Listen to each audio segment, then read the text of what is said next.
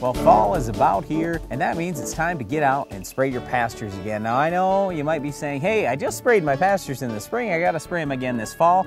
Why should I do it in the fall? I just want to do it in the spring when I can see the weeds coming up for the year. Well, you know, there's so many good reasons why you want to be spraying pastures in the fall. The first thing that I look at, and probably the most important, is it's the very best time to kill perennial and biennial weeds. This is a great time of year because you think about it, winter's just around the corner. So these plants that are perennials and biennials, they aren't necessarily worried about, oh, I've got to get some seed made like the annual weeds are. What they're worried about is, ooh, we've got to store up enough nutrition down in our root system to survive the winter and have a successful year next year. So perennials and biennials are totally different weeds than annual weeds. This is a great time where everything is moving down in the plant. Water, nutrients, everything moving down. Why not send some herbicide down there with it? Take care of that weed problem once and for all. Okay, but if you do that, one of the biggest considerations you've got is when is that first hard killing frost coming along? Because preferably I'd like to spray that herbicide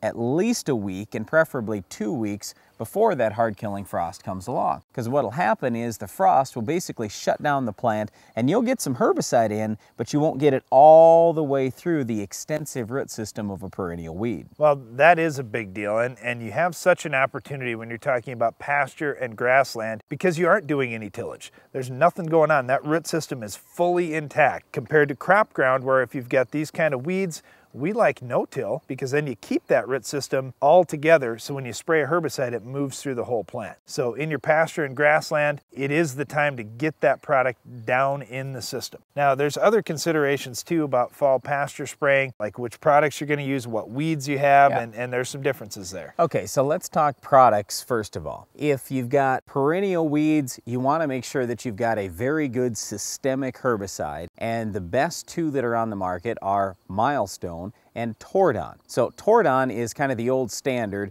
That's great on Canada thistle and a lot of perennial weeds. It's also very good on leafy spurge and a number of annual weeds too. Now just in the last few years, this other product called Milestone came out. Now both products are made by Dow, both Tordon and Milestone. With Milestone, it is fantastic on thistles. It's lights out, it's the best product we've ever had. I would go so far as to say it's even better than what Roundup is, it's better than what Tordon is, and it has good residual. So those are probably the best two products, Tordon and Milestone. You can certainly use 2,4-D if you want to, it's just not systemic like the others. Well, those are good products, Brian, but you can't forget there's other weeds out there besides just thistles and leafy spurge.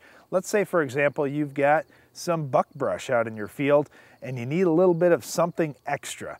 Well, the active ingredient from Cimarron has been combined with Milestone into a product called Chaparral, which is really the Cadillac treatment now if you want to get a wide variety of weeds. With Chaparral, you can get things like buckbrush and also get tough weeds like thistles too. Okay, but the consideration here, so Darren mentioned Cimarron, it's really Ally, so if you're familiar with Ally at all in wheat, you just need to know that Ally that goes into the Chaparral has unbelievable amounts of carryover. Same thing with Tordon, it has a tremendous amount of carryover. So if you're ever thinking about taking that pasture ground and planting a crop to it, you've got to be really careful about what you're using. So for example, if next year I wanted to raise soybeans on where I've got pasture this year, I wouldn't use Tordon, I wouldn't use Milestone, I wouldn't use Ally or this Chaparral. Any of those products will have much more carryover than that to broadleaf crops. Now if you were going to plant wheat or corn, that would be a little bit different. You just have to use your head a little bit in what you're doing here. Well, it's interesting that you mentioned that. With pasture spraying, record keeping is possibly even more important than in crop farming, because in crop farming a lot of the things you use may have carryover for a year or maybe two. Well, you remember what crop was out there for the last year or two. But when it comes to pasture spraying, some of these products may have carryover for 5 years or more. Well, do you really remember what you sprayed 5 years ago? I know I don't unless I've got good record-keeping systems. So make sure you're documenting whatever products you're using out there because it will come into play down the road. Okay, so just as a quick rule with Tordon, for example, we'll say that 1 ounce of Tordon equals 1 year of carryover. So in other words, if you use 10 ounces of Tordon, we would say for 10 years we would not go back and plant a broadleaf crop. Now, are we overdoing it a little bit?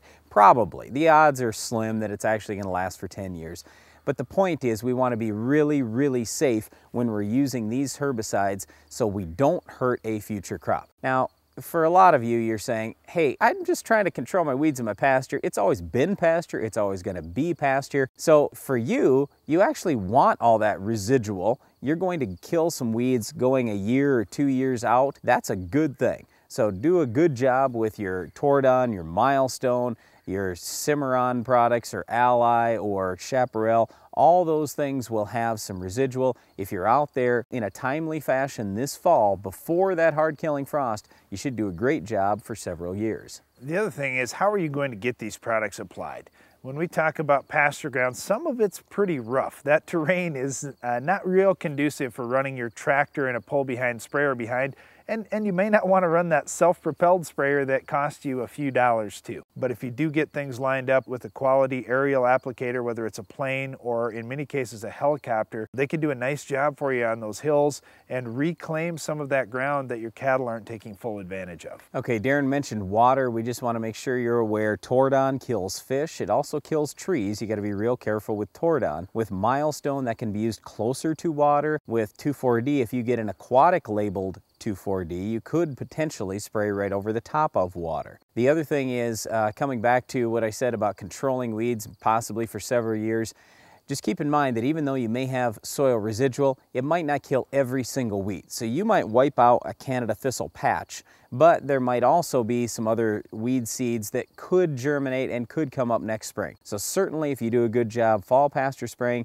there will be a lot fewer weeds come spring, but there still could be some. So just make sure your expectations are in line with what could actually happen out there. So fall is a great time for pasture spraying. You just want to do it a week or 2 weeks before the first hard-killing frost, if possible, to get the best results, especially on the perennial and biennial weeds. Oh, one last thing that I wanted to mention. I love fall pasture spraying because then we don't have other crops that we can potentially hurt. My soybeans are pretty much finished, my corn's pretty much finished, my wheat's definitely done, the wife's flowers are done, so... Well, still, you have to be very cautious about drift though. Yep. You know, it's one thing if a little bit of 2,4-D drifted into one of those areas because the residual's not very long. But if you drift something like Milestone or Tordon way out into a field, you could have some issues there in the future. You need to pay attention with that, especially depending on your crop rotation. Well, one of the weeds that all these products we talked about will control is our Weed of the Week. Can you identify this week's weed?